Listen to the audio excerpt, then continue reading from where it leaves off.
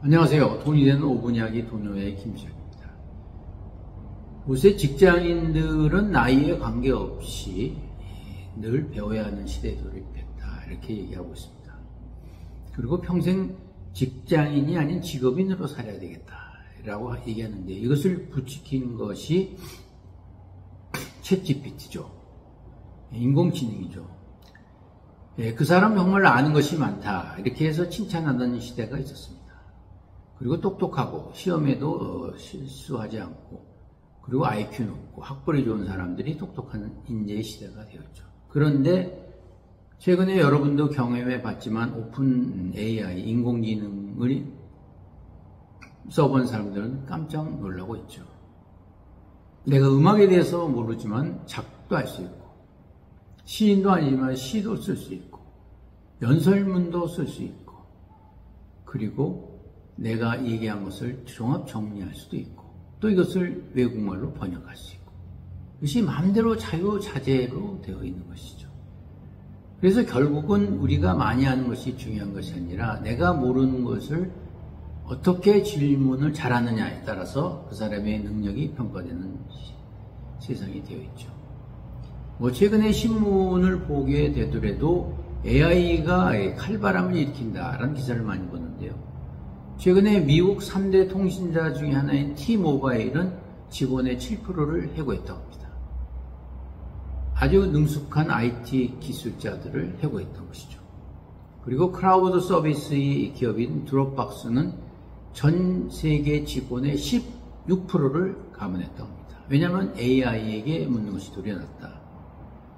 물론 고도 기술이 필요한 지식 노동 일자리는 늘어나고 있죠. 그런데 우리가 기존에 알고 있는 반복적인 기술, 그리고 남들이 잘 알 수 없었던 IT 기술을 갖고 있다는 것만으로 해서 살아가기는 정말로 어려운 것이죠.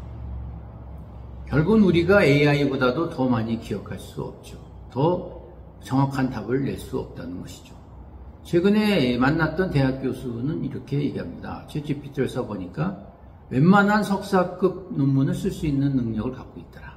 놀라운 것이죠. 결국 그전에는 논문을 어떻게 쓰느냐에 따라서 학위를 줬는데, 앞으로는 미래 교육 방향을 바꿔야 되지 않냐. 왜냐하면 챗GPT가 다 하는데 굳이요 또 인간이 쓸 필요는 없는 거죠. 그리고 한 컨설팅 회사의 임직원이 얘기하는데, 그전에는 아주 잘하는 엑스퍼트가 쓸만한 보고서 있었는데 챗GPT로 인해서 했더니 금방 쓰더라, 이렇게 얘기합니다. 그리고 테슬라의 AI로 책임자를 인질했던 안드레이 카파시는 자신의 코드의 80% 이상을 기계가 해준다고 했습니다. 결국 이것이 의미하는 바는 우리가 아는 것이 중요한 것이 아니라 누구나 답을 알 수 있기 때문에 어떤 질문을 할 것이냐, 이런 것이 중요한 것이죠. 그래서 반대로 질문을 한다는 것은 자신이 모르는 것을 고백하고 또 그것을 인정하면서 최선의 답을 찾아내는 것이죠. 어떻게 해야지 우리가 진정한 똑똑한 사회, 그리고 AI가 지배하는 사회에서 살아갈 수 있느냐, 이런 문제가 지금 대두되고 있는 것입니다. 그러면서 똑똑한 사람이라는 건 자기만 똑똑한 것이 아니라 다른 사람도 배려할 수 있고 겸손한 사람이 아닌가, 이렇게 바뀌는데요. 미국 버지니아대 경영대학원인 에드워드 헤스와 캐서린 루드워크는 겸손함이 오늘날 AI 시대에 스마트한 것이 아닌가, 이렇게 얘기를 하고 있습니다. 구글의 전 수석 부회장이었던 라슬로 보크도 구글의 중요한 채용 조건으로 지적인 겸손함을 얘기하고 있습니다. 그전에는 조금 안다고 해서 아주 뻗은 것은 의미가 없다는 것이죠. 그리고 이제 불확성 시대야말로 겸손한 질문이 중요하지 않나, 이렇게 보고 있습니다. 베스트셀러 작가였던 미국 펜실베니아 대학과 와튼 경영대학원의 애덤 그랜트 교수도 바로 이러한 이 AI 시대의 리더십의 핵심은 자신감 있는 겸손함이다, 이렇게 얘기합니다. 겸손함이라는 것은 계속 공부할 수 있고 다른 사람의 의견을 공감할 수 있는 능력이 아닌가 보고 있습니다.